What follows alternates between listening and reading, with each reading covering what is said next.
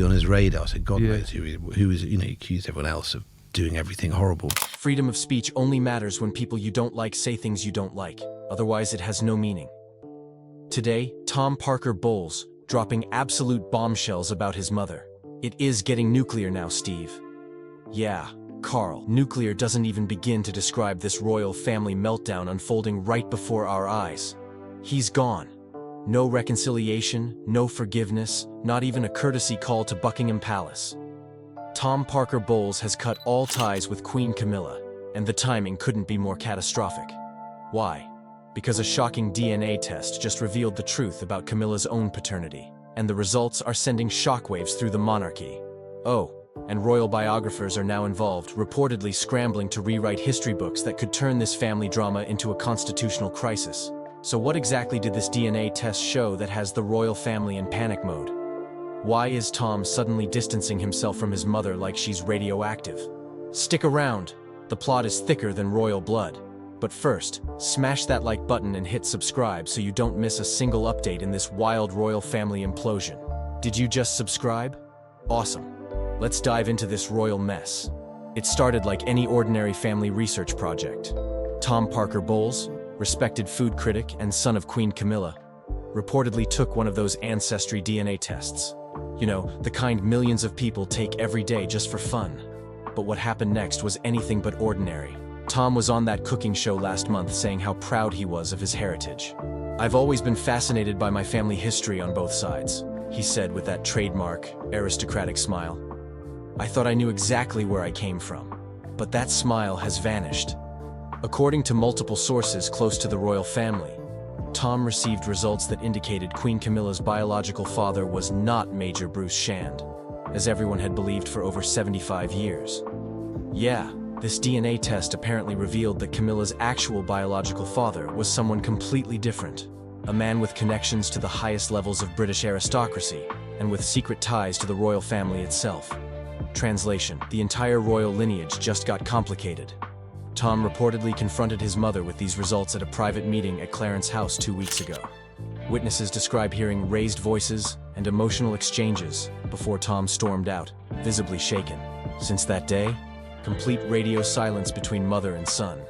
One palace insider told us, "This isn't just about family secrets. There are serious constitutional questions about bloodlines and succession that could rock the monarchy to its core." And as if that wasn't explosive enough, royal watchers started connecting the dots. You heard that right. According to several royal journalists, this paternity revelation potentially explains why King Charles was so determined to marry Camilla, despite all the obstacles and public disapproval. "It's like the pieces of a puzzle suddenly falling into place," said one royal expert who requested anonymity. "If Camilla's biological father is who we now think it is, it would rewrite decades of royal history. Remember how the Queen was initially against Charles marrying Camilla? Yeah, theories like that get a whole new meaning when you consider what DNA might have revealed behind palace walls. And guess what? As soon as whispers of this DNA test began circulating, Tom Parker Bowles vanished from public life. No one saw it coming. One day he's at a book signing promoting his latest cookbook, and the next, gone. No scheduled appearances, no social media updates, not even a comment through his publisher. According to sources within Tom's inner circle, he's gone completely off-grid at a friend's estate in Scotland. And this wasn't some planned vacation. Insiders say he felt blindsided, betrayed, and unprepared for the identity crisis this DNA bombshell triggered. The test results, the confrontation with his mother, the implications for the royal family. It was all too much. So he cut ties completely. Some say he's already consulted lawyers about legally changing his surname. Others say he's preparing a tell-all memoir that would make Prince Harry's Spare look like a bedtime story. What's clear? His relationship with Queen Camilla appears irreparably damaged, and the ripple effects are just beginning to hit Buckingham Palace. And social media? Oh, it's melting down. As rumors of this family fracture spread, hashtags started trending instantly. Royal DNA scandal. Not her son. Camilla secrets. One viral tweet read, "If your entire identity was built on a lie, wouldn't you distance yourself too?" Another said, "Tom deserves better than decades of deception. Maybe now we'll get the whole truth about the Windsor-Parker Bowles connection." Critics are calling this the biggest royal cover-up since the abdication crisis. royal. Commentators argue that this paternity question raises serious concerns about who knew what and when. But others? They think this could get even worse.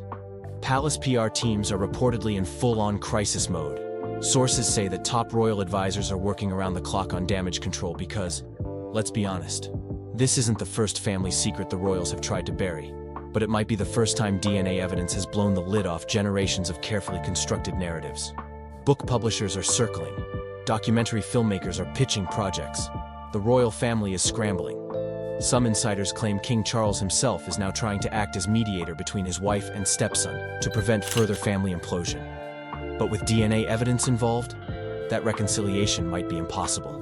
I want the truth to finally come out, one of Tom's friends reportedly told a British tabloid. There's something in those royal bloodlines that they've been hiding for generations. This isn't just another celebrity family drama. This is a potential rewriting of modern royal history. It's about identity, legitimacy, and whether the British monarchy can survive yet another scandal that challenges its very foundations. The royal biographer Penelope Hartwick-Smythe didn't mince words when interviewed yesterday. This revelation creates legitimate questions about Camilla's rapid rise from mistress to queen. If her biological father was indeed connected to the royal family as these DNA results suggest, it paints the entire Charles-Diana-Camilla triangle in a completely different light. And the royal experts aren't stopping there. Historians are now reportedly re-examining photographs, letters, and diaries from the 1940s, looking for clues that might have been missed about Camilla's true paternity. The physical resemblance is undeniable once you know what to look for, said royal historian Malcolm Thornbridge. Compare photographs of Camilla with her supposed father, and then with this other gentleman from the aristocracy. The evidence has been hiding in plain sight all along. Whether Tom eventually reconciles with his mother or not, this moment has already changed the royal family forever. The DNA doesn't lie, the family bonds are fractured, and now the public and historians alike are watching every development with renewed scrutiny. Will Tom break his silence with a tell-all interview? Will more royal family secrets come to light through other DNA revelations? And will Queen Camilla be forced to publicly address her true paternity, or continue the generations of secrecy? According to sources close to Tom, he's currently working with genealogists to trace this newly discovered biological lineage, potentially uncovering even more shocking connections to other prominent British families. This isn't just about Tom and Camilla anymore, said one royal expert. If these DNA results show what we think they do, there could be ripple effects throughout the aristocracy. Other families might discover their histories aren't what they believed either. Some royal watchers believe this explains why Camilla was so determined to marry into the royal family despite all the obstacles. It wasn't just love, suggested one commentator. If her biological father was who we now think, she may have felt entitled to that position all along. Palace insiders report that King Charles is deeply concerned about the impact this revelation is having on the already fragile public perception of the monarchy.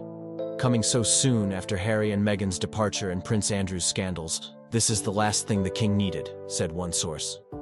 Genealogists are now reportedly inundated with requests from members of the public who believe they might be related to this newly revealed royal connection. Everyone wants to know if they're somehow connected to this secret branch of the family tree, said one DNA testing expert. But the real question remains, what will Tom do next? Will he use this revelation to forge a new identity completely separate from the royal circus? Or will he leverage this bombshell for a Netflix deal that would make The Crown look like a children's fairy tale? Let us know what you think in the comments below. Smash that like button, hit subscribe, and don't miss what happens next in this unraveling royal DNA drama, because this isn't just gossip. This is history, biology, and royal succession all colliding in one unprecedented genetic explosion. Do you worry about protests? Do you worry about Republic coming and shouting things Everyone has a right to think what they want. Behind the big royal family everyone knows, there's someone most people forget about. Queen Camilla's son. He doesn't wear a crown. He doesn't stand on palace balconies. He stays quiet, away from cameras. But he has something that makes his life very different. Billions of dollars. He's not on magazine covers every day, but his world is full of things most people can only dream about. Big houses hidden behind tall trees. Fast cars that cost more than some people's homes. Trips to beautiful places that look like they came out of a movie. Expensive art, fancy clothes, private chefs, and more. All bought quietly, all kept out of the spotlight. While the world watches kings and queens, he lives a secret life of luxury. No flashing cameras, no big announcements, just quiet spending, quiet power. Behind the scenes, he moves through life with money that opens every door, but barely makes a sound. Homes that whisper wealth. Tom Parker Bowles lives in London, one of the most expensive cities in the world, and his home reflects his refined taste and financial power. He owns a beautiful townhouse, tucked away in a stylish and historic neighborhood. It's not the kind of house that screams for attention from the street, but once you step inside, it's impossible to ignore the quiet luxury that surrounds you. The home is likely filled with fine furniture, polished wooden floors, bookshelves lined with cookbooks and rare titles, and carefully chosen artwork.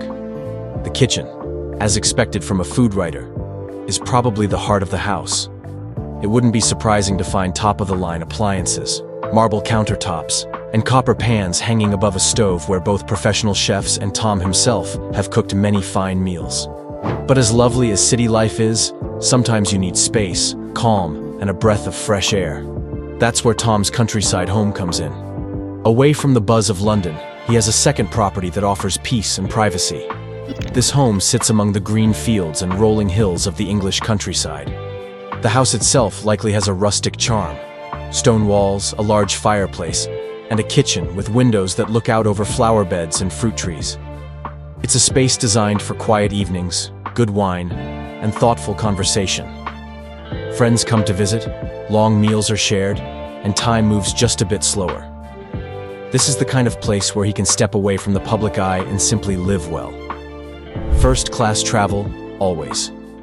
Tom Parker Bowles doesn't just live well at home. He also travels in style. When he goes abroad, he's not lining up in security queues or crammed into a middle seat. He flies first class and sometimes even charters private jets. The destinations he chooses are just as refined as his lifestyle, often known for their beauty, culture, and of course, their food. Places like the Amalfi Coast in Italy are among his favorite getaways. With its sparkling blue waters, cliffside villages, and fresh seafood, it's a dream destination for any food lover. Tom isn't there just to relax. He's there to taste, to explore, and to experience the world's finest ingredients at their source. Provence in France is another spot that matches his lifestyle. The lavender fields, the local cheese, the deep red wines, all speak to someone who values not just luxury, but the richness of tradition and flavor. He's also often seen in the Cotswolds, sometimes alongside his mother, Queen Camilla. The area is known for its peaceful charm and classic English beauty. It's no surprise that Tom would retreat there when he wants a weekend of calm, comfort, and countryside cooking. These aren't rushed trips. They're slow, immersive, and full of detail. Every meal, every moment, planned and savored. A life built around taste. What truly sets Tom Parker Bowles apart is his deep love for food. He isn't just a man who enjoys fine meals, he's made a career out of it. As a food writer and critic, his entire world revolves around flavor. And when you have the money to chase the best tastes in the world, you do it at the highest level. Tom dines at Michelin-starred restaurants around the globe. These aren't casual dinner spots. They are temples of fine dining, where meals are carefully crafted over hours, and chefs are treated like artists. A single meal can cost hundreds, even thousands of pounds. But for Tom, this isn't about showing off. It's about the experience. It's about what's on the plate and the story behind it. He also enjoys private dinners at home with personal chefs, often preparing custom tasting menus that feature rare ingredients from around the world. These meals aren't just delicious. They're events, experiences shared with close friends who understand the value of fine cuisine. And it's not just about what he eats, but who he eats with. Tom is part of elite dining clubs and societies, private circles where food lovers come together to taste, discuss, and appreciate rare wines, exotic dishes, and cooking techniques. Entry into these circles doesn't come cheap, and they're not open to just anyone. It's another part of a lifestyle built on refined taste and quiet exclusivity. The style of a gentleman. You'll never see Tom Parker Bowles dressed in flashy designer logos or bold, trendy fashion. His style is the kind that doesn't shout. It speaks in soft, confident tones. Everything he wears looks effortless, but is clearly expensive. His suits are likely tailored to perfection, made by classic British brands that focus on craftsmanship over celebrity. He favors quiet, well-made pieces, shoes crafted from fine leather, shirts stitched with care, and accessories that suggest heritage rather than hype. A classic watch, maybe passed down or chosen for its story, adds just the right touch of elegance. This is the kind of fashion that says, "I know who I am," and that's far more powerful than any runway look. Making millions from his passions. While Tom Parker Bowles comes from money and moves in royal circles, he's also earned a fortune through his own work. As a best-selling author, his cookbooks have been sold across the world. These aren't quick recipe guides. They're thoughtful, detailed explorations of food, tradition, and flavor. His books have won awards and topped charts, earning him not just critical praise, but also a strong income. A single best-selling cookbook can earn hundreds of thousands in royalties, and with multiple books under his belt, Tom has built a personal brand that goes far beyond his famous last name. He's also a regular presence on television, judging food competitions, appearing in documentaries, and working behind the scenes in food media. Every appearance adds to his value, both financially and professionally. Beyond the page and the screen, Tom is believed to have investments in the food world. He may be a silent partner in several high-end restaurants, possibly even supporting boutique food brands that align with his values, organic farms, artisanal producers, or heritage food companies that focus on quality and tradition. These investments not only grow his wealth but keep him connected to the food world he loves so deeply. Speaking, hosting, and influencing. Quietly, Tom Parker Bowles also earns from public speaking. He is often invited to food festivals, wine events, and culinary conferences, where he shares his stories and knowledge with passionate audiences. He may guide tastings, host private events, or lead panels on everything from food history to the future of dining. These appearances aren't just side gigs. They're well-paid, well-attended, and contribute to the overall picture of a man who has built a life around passion and privilege. Every speech, every appearance is another layer of a lifestyle designed for someone who lives and breathes taste. A lifestyle steeped in quiet luxury. In the end, Tom Parker Bowles' life is not loud or flashy, but it's undeniably luxurious. From the homes he owns to the meals he eats, the way he dresses, and the businesses he supports, everything reflects quiet confidence and refined taste. He may not be a royal in title, but he moves like one. He travels the world with purpose, dines like a king, dresses with timeless class, and earns from doing what he loves most. His billions aren't splashed across headlines or spent on wild extravagance. They're poured into flavor, culture, comfort, and connection. That's how Tom Parker Bowles lives. Not just rich in money, but rich in experience. So, there you have it. A closer look into the incredibly rich, yet surprisingly under-the-radar world of Queen Camilla's son, Tom Parker Bowles. He may not wear a crown, but when it comes to taste, travel, and quiet luxury, he's living a life most royals would envy. If you enjoyed this peek into his billionaire lifestyle, don't forget to hit that like button and subscribe for more fascinating stories from inside the lives of the world's most elite and unexpected figures. Got someone you'd like us to cover next? Drop their name in the comments below. We're always watching. Thanks for watching, and until next time, stay curious and keep exploring the lives you never knew were this interesting. She was the villain. She was the third person in the marriage. She needed to rehabilitate her image.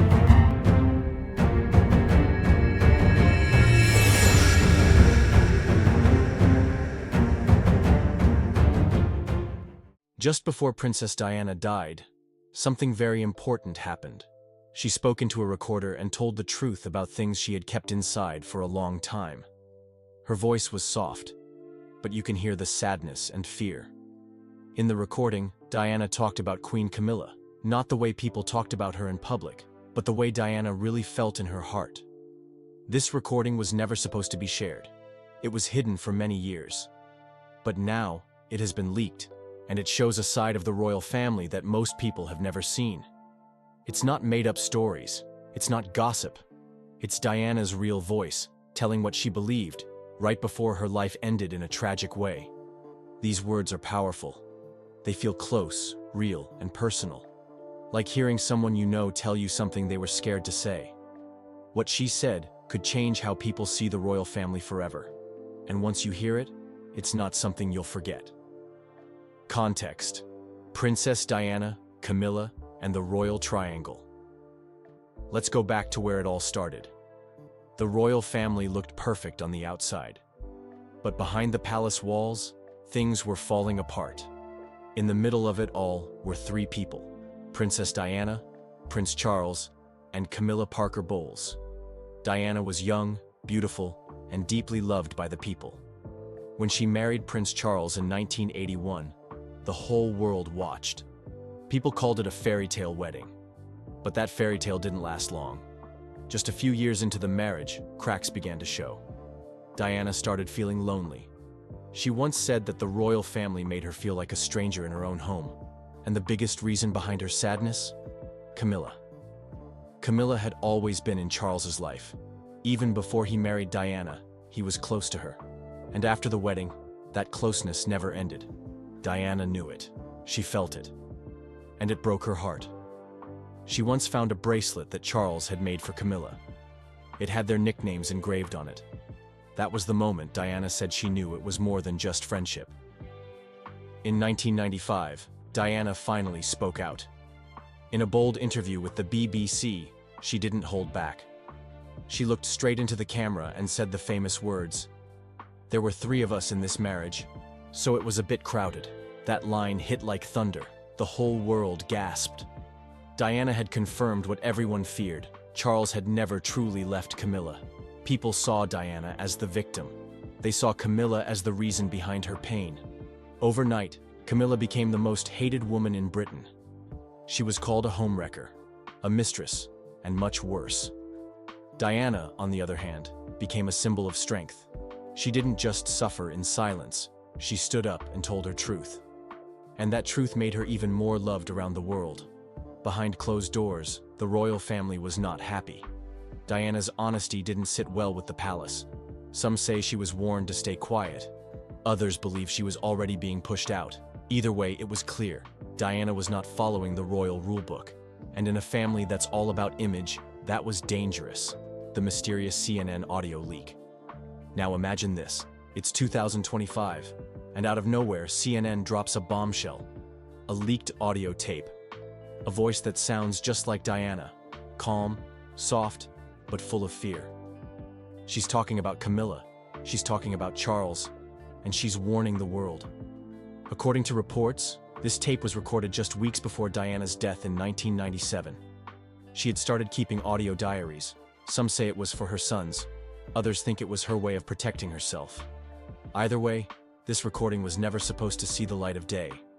But somehow, CNN got it. No one knows exactly how the tape surfaced. Some think a former palace staff member had it all these years and finally shared it. Others believe it was hidden in Diana's personal storage and someone from her close circle leaked it. The truth is still unclear. In the recording, Diana reportedly speaks openly about her fears. She says she felt watched. She says she didn't feel safe. But the most shocking part? Her words about Camilla. What Diana allegedly said about Camilla. According to the leak, Diana didn't hold back. She called Camilla dangerous. She said Camilla was not just trying to win Charles back, but trying to change the future of the monarchy itself. Diana believed Camilla was working behind the scenes, pulling strings, influencing people close to Charles, and pushing Diana further and further away. In one part of the tape, Diana allegedly says, "They want me gone." It's chilling, simple, but powerful. She doesn't say who they are, but many believe she meant Charles, Camilla, and others in the palace who wanted her out of the picture. She also talks about how the media was used against her. Paparazzi followed her every step. Negative stories appeared out of nowhere. Diana felt trapped. She feared that one day, her voice would be silenced forever. And she wanted people to know the truth before that happened. This isn't the first time Diana shared such fears.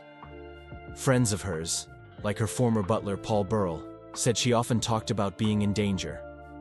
Letters later found after her death even said she thought someone was planning an accident in her car. And now, this audio seems to echo those same worries.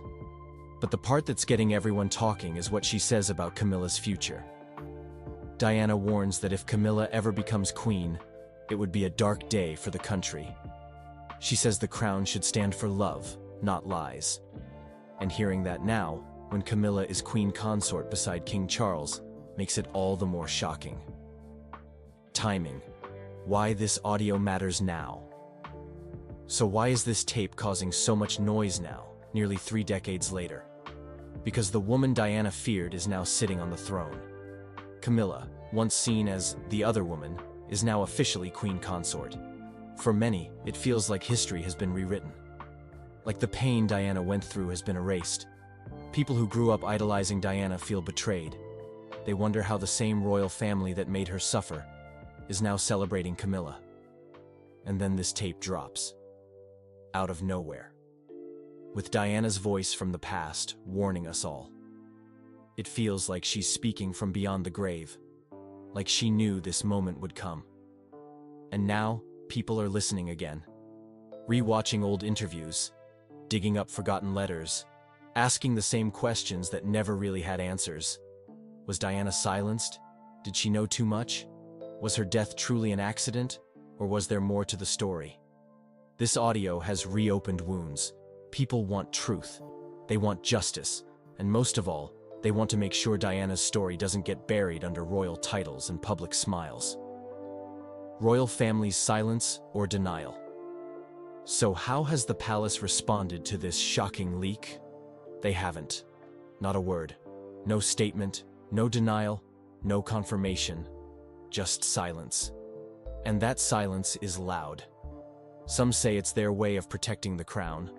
The royal family is known for their never complain, never explain policy. But others see it as a sign of guilt. If the tape is fake, why not just say so?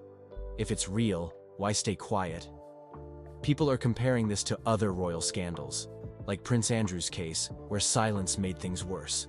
Or Harry and Meghan's explosive interview with Oprah, where the palace only gave a weak response.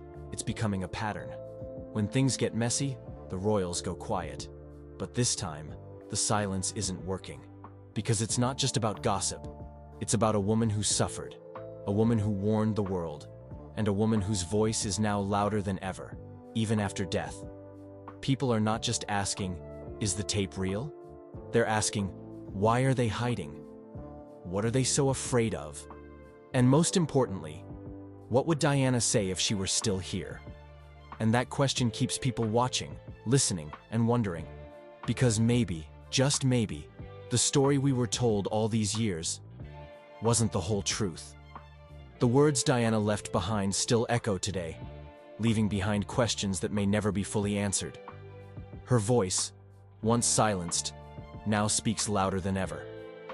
As this story continues to unfold, one thing is clear: truth always finds a way out.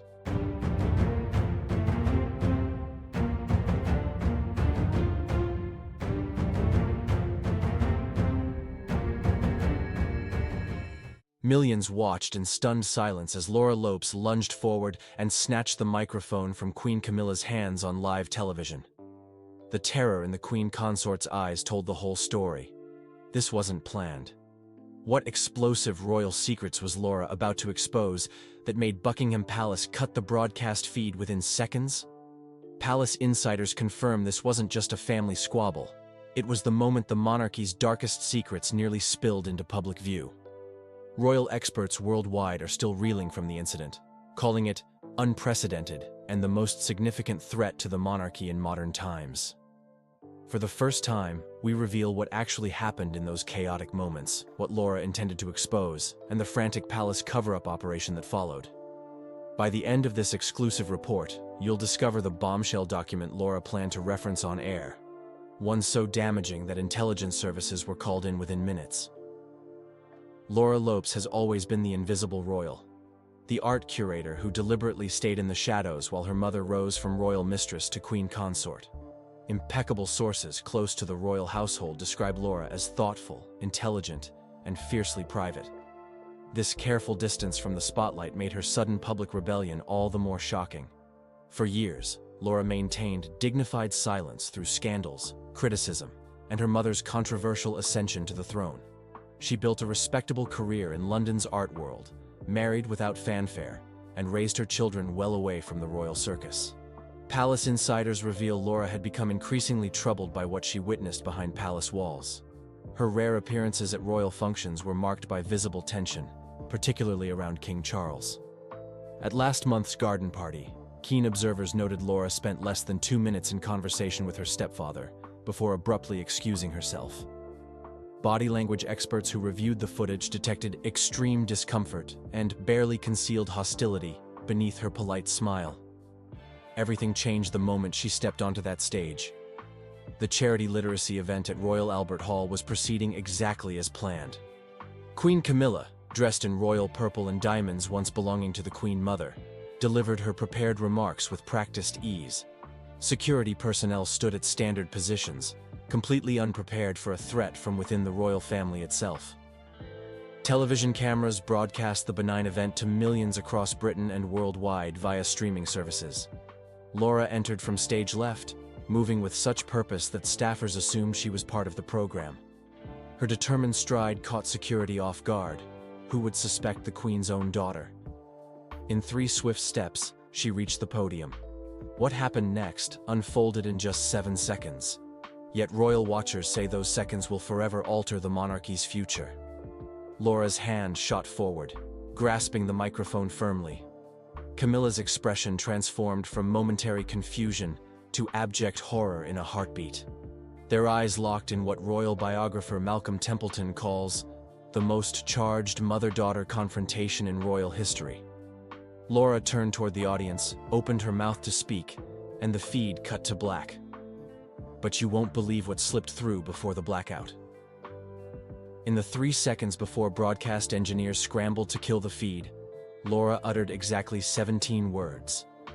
Those words, confirmed by 3 separate sources present at the event, sent immediate shockwaves through Buckingham Palace.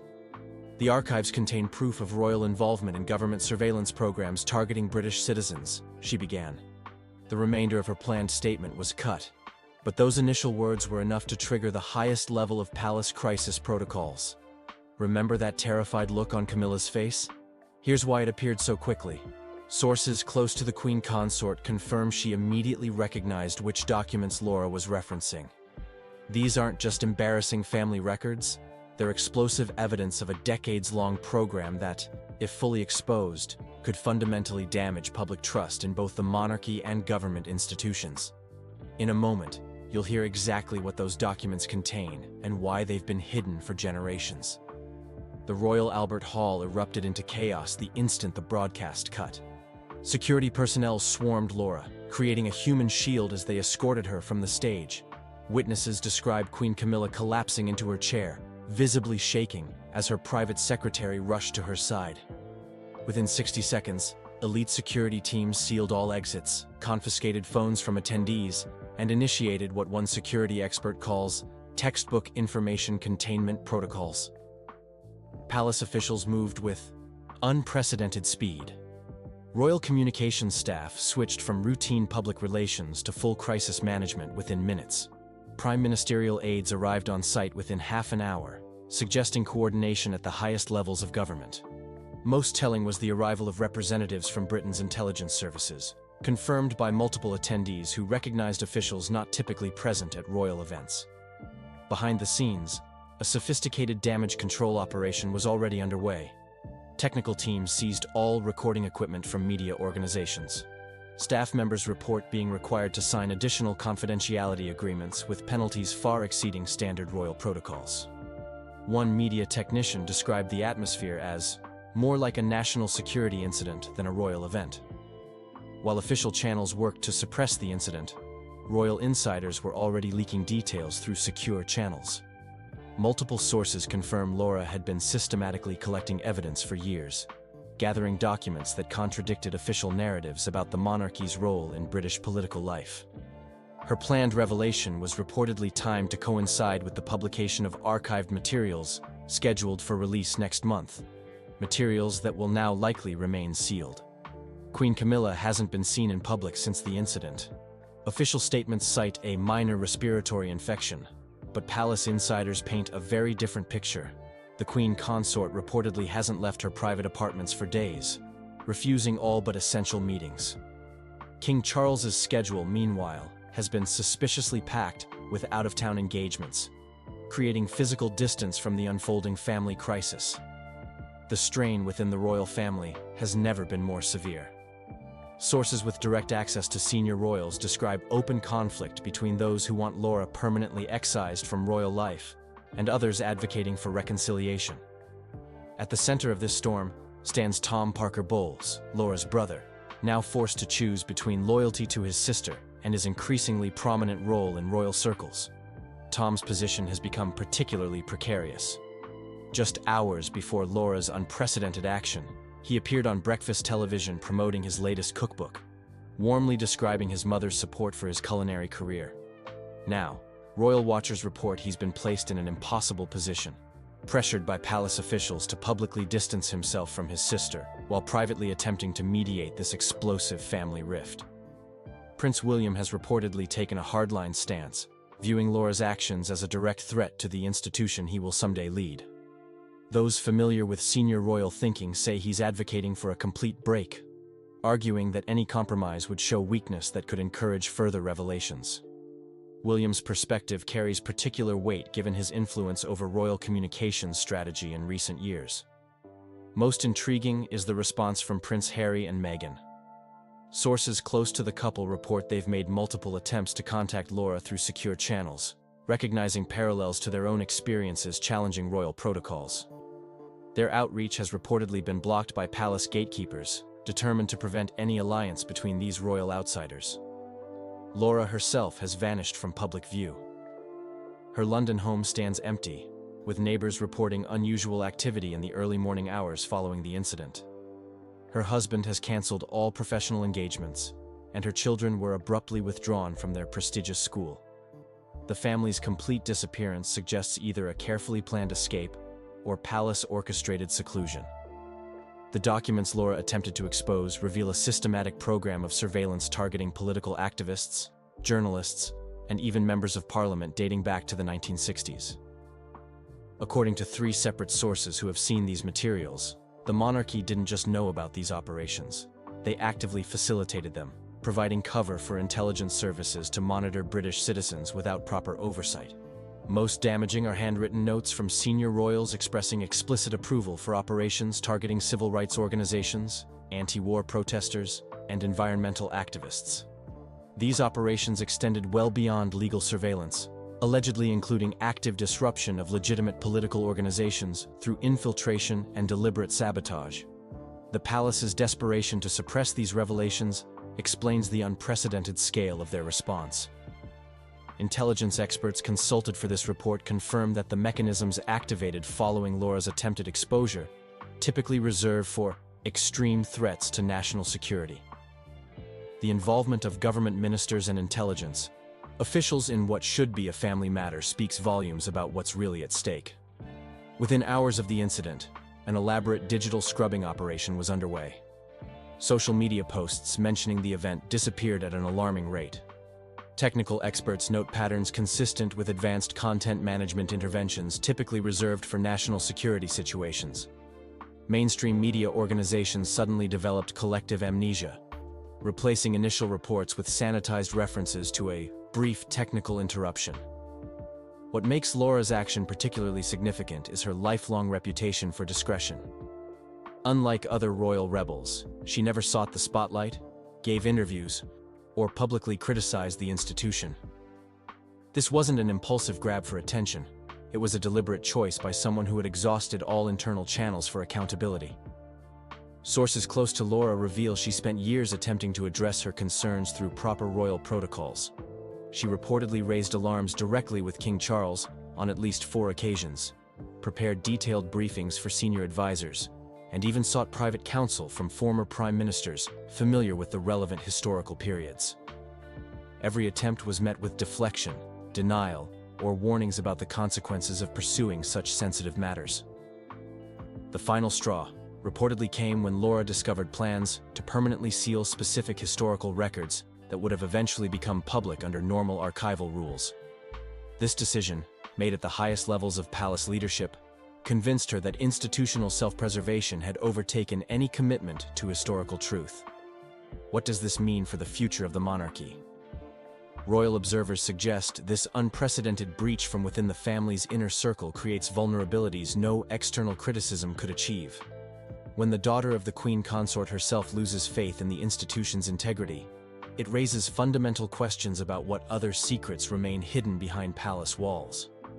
The most immediate concern for royal strategists is what Laura might do next. Despite aggressive containment efforts, she possesses knowledge and potentially documentation that could cause incalculable damage if made public. Her complete disappearance from public view has created a dangerous unknown for an institution that survives by carefully managing its image. Palace officials fear Laura may have created what security professionals call a dead man's switch. Arrangements ensuring sensitive information becomes public automatically if she doesn't regularly prevent its release. This would explain the frantic efforts to locate her and secure any materials in her possession, evidenced by unusual activity reported at her various properties. For Queen Camilla, this represents the greatest personal and professional crisis of her life. Sources describe her as completely shattered by her daughter's actions, torn between maternal instinct and institutional duty. The woman who navigated decades of public criticism to reach the throne now faces a threat from the person she least expected: her own daughter. The recorded words that slipped through before the broadcast blackout represented just the beginning of what Laura planned to reveal. According to sources who have seen her prepared remarks, she intended to name specific royal family members who approved surveillance operations, detail financial transactions used to fund these programs, and expose ongoing efforts to prevent historical accountability. Most explosive was her planned reference to a specific document, a 1977 memorandum bearing royal signatures, authorizing expanded domestic surveillance during a period of labor unrest. This document explicitly acknowledges the program's questionable legality, but dismisses concerns in favor of protecting established order. The palace's desperate efforts to suppress this revelation suggest the memo's authenticity is not in question. If these documents become public, royal experts suggest the constitutional implications would be far-reaching. The monarchy's carefully maintained political neutrality would be exposed as a carefully crafted fiction. Public trust, already fragile, could collapse entirely. For an institution that relies on tradition and reverence, such revelations might prove existentially threatening. The timing of Laura's action has raised additional questions among royal observers. Her move came just weeks before a scheduled state visit by controversial foreign dignitaries, a visit that would have placed her mother front and center in diplomatic ceremonies. Sources familiar with palace planning reveal that Laura had been specifically excluded from all related events despite her previous inclusion in similar functions. This deliberate sidelining reportedly came after she questioned the appropriateness of hosting leaders with questionable human rights records. The decision to grab the microphone during a high-profile charity event rather than a more private occasion suggests Laura specifically wanted maximum public impact. Adding another layer of intrigue, financial analysts have noted unusual movements in accounts connected to royal estates in the days following the incident. Large transfers between charitable foundations and private trusts controlled by senior royals have triggered automated monitoring systems at several major banks. While officially described as routine reallocations, the timing and scale of these movements suggest preparation for potential legal challenges or public relations crises. One financial security expert described the pattern as classic crisis mode wealth protection. Exactly the steps one would expect if the institution anticipated serious reputational damage. As palace officials work frantically to contain this crisis, one question remains unanswered. Where is Laura now? Some believe she's secured international protection, preparing to tell her story beyond the reach of British authorities. Others suggest she's negotiating terms, using the threat of disclosure to force meaningful reforms within the institution. Most concerning for the palace is the possibility that this was never about public exposure, but instead the first move in a longer game of internal accountability. What's certain is that the monarchy has entered uncharted waters. The careful image management that defined the institution for generations has been fundamentally undermined by someone with intimate knowledge of its inner workings. Laura's 17 words, broadcast before the feed was cut, opened a door that may prove impossible to close. If this is only the beginning, imagine what else the royals have tried to bury. The daughter who once stood silently in the background has forced the world to question every carefully crafted narrative about the House of Windsor. It was a convenient place to stay. My judgment was probably coloured by my tendency to be too honourable. The story of Prince Andrew has come to a quiet, serious end. Once, he lived in a big palace, wore fancy clothes, and had everything he wanted. People bowed when he walked by. He was a prince, someone many looked up to. But behind the fancy doors, something dark was happening. Things he did, things people didn't know about, were kept hidden for a long time. But the truth doesn't stay hidden forever. Slowly, it all came out. People started asking questions. More and more people came forward. The law looked into it. And in the end, the judge made a big decision. Prince Andrew would go to prison for the rest of his life. No more palace, no more crown. Just a small, cold prison cell. It's a big fall for someone who once had so much. A sad end, but a strong message. Even those who seem the most powerful must face the truth one day. His story is no longer about being a prince. It's about what happens when you break the rules and think you can get away with it. Now that chapter is closed. Background on the royal chef. Her name is Claire Davison. You probably hadn't heard of her before. Most people hadn't. Claire wasn't born into fame, and she didn't chase it either. She grew up in a quiet little town in Devon, England, where her love for cooking started in her grandmother's small kitchen. There was always something in the oven. Fresh bread, homemade pies, cookies with golden edges, and young Claire, with flour on her cheeks, soaked it all in. After high school, Claire pursued culinary studies in London. She wasn't the loudest student in her class, but she had something special. Patience, care, and a deep love for creating comfort through food. She didn't dream of being on TV or running a Michelin-starred restaurant. All she wanted was to feed people and make them happy. One day, a friend in the hospitality industry passed along her name to someone connected to the royal household. At the time, Princess Charlotte had just turned 1, and the palace was looking for a new chef who could not only cook, but also bring a nurturing, homey touch to the royal kitchen. Claire was interviewed, tested, and soon after, hired. She was just 29. Her role wasn't just to prepare meals, it was to create an environment of calm, nourishment, and care inside a world of high pressure and strict rules.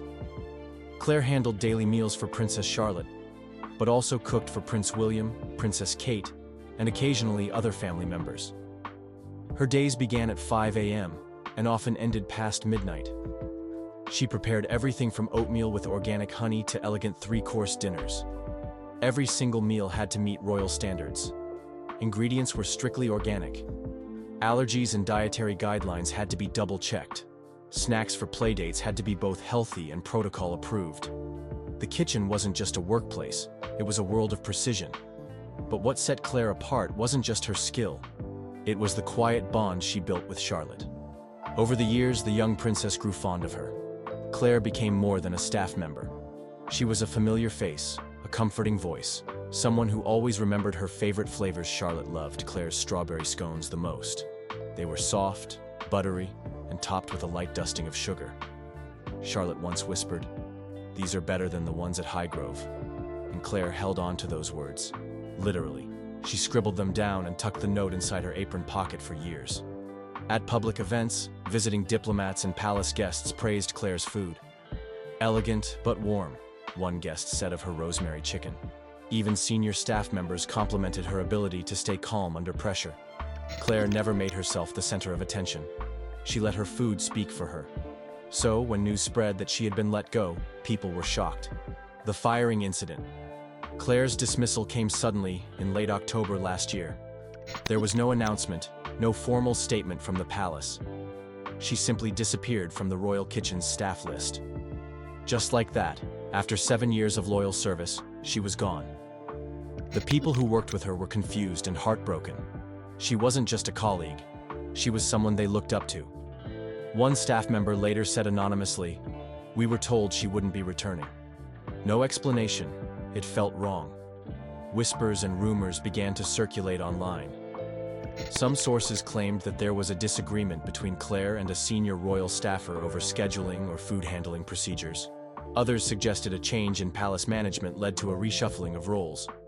One tabloid hinted at Claire questioning new ingredient sourcing practices, something that may have upset higher-ups. Of course, none of these reasons were confirmed. The royal family remained silent, as they usually do with internal matters. Claire also didn't speak publicly, not at first. But a friend close to her told a local newspaper. "She's devastated. She gave that place everything." It's hard to imagine the emotional toll it must have taken. Claire had dedicated 7 years of her life to that job. She missed birthdays, holidays, and special moments with her own family to be present for someone else's. She watched Charlotte grow up. She put her heart into every dish, and in return, she was quietly let go. Sometimes it's not about how things end. It's about how they're ended. Claire didn't get closure. And yet, what came next would change her life in ways no one could have predicted. The turning point. Going viral. A few weeks after her dismissal, Claire returned to her childhood home in Devon. She spent her days in the quiet countryside, away from the noise and spotlight. Her mother's small cottage had the same kitchen where she first learned to cook. That's where she started baking again, just for herself. Then, one chilly evening in November, she had an idea. She decided to film herself making the strawberry scones that Princess Charlotte loved so much. It wasn't a planned production, just her, a wooden spoon, and her old kitchen table. She opened her phone, hit record, and said softly, "This is the scone recipe that once made a little princess smile." She uploaded the video to TikTok and went to bed. By the time she woke up the next morning, the video had exploded, over 600,000 views overnight. People couldn't stop watching. By lunchtime, the view count had crossed 2 million. Comments came flooding in. "This woman cooked for royalty and got fired? Shame on them. She's so wholesome. I could watch her bake all day. Protect Claire at all costs. She's our queen now. Someone get her a cooking show, stat." The video wasn't flashy. There were no fancy edits, no dramatic music, just Claire, gently talking through her recipe, telling little stories between steps. That's what made it magical. It felt real, honest, healing. News outlets quickly caught on. Headlines appeared everywhere. "Fired royal chef goes viral making Princess Charlotte's favorite scones." From Kensington Palace to TikTok fame, meet Claire Davison. Food bloggers recreated her recipe and tagged her. YouTubers reacted to her video. Even celebrity chefs mentioned her name during interviews. And Claire? She couldn't believe it. "I didn't expect anyone to care," she later said in a podcast. "I just missed baking." But people did care. They connected with her story, with her kindness, with her quiet strength. What she's doing now. Today, Claire is thriving. She now has over 1.8 million followers on TikTok, 900,000 on Instagram, and her YouTube channel, Claire's Cottage Kitchen, just passed 500,000 subscribers. She posts 2 videos a week, each one simple, cozy, and full of warmth. Her most popular video to date is titled, "Princess Charlotte's Favorite Pancakes." It's been viewed over 5 million times. But Claire hasn't let the fame change her. She still records in her mother's kitchen. The wooden table she uses wobbles slightly.